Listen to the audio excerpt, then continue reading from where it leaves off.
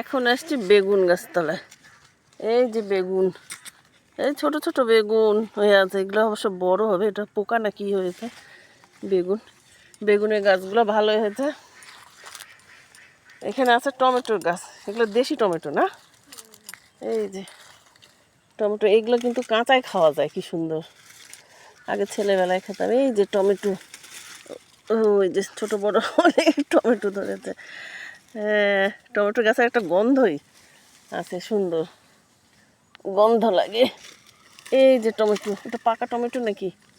একগুলো লম্বা লম্বা টমেটো হয় না, দেখতে কত ভালো লাগে। এই যে টমেটো আর বেগুনের চাষ। চেষ্টা করলে, কাজ করলে, পরিশ্রম করলে সবই ভালো হবে। বিক্রি না হোক, খাওয়াতে হবে নিজের জন্য। এই যে টমেটো, সবুজ সবুজ টমেটো। হুম সবুজ সবুজ টমেটো।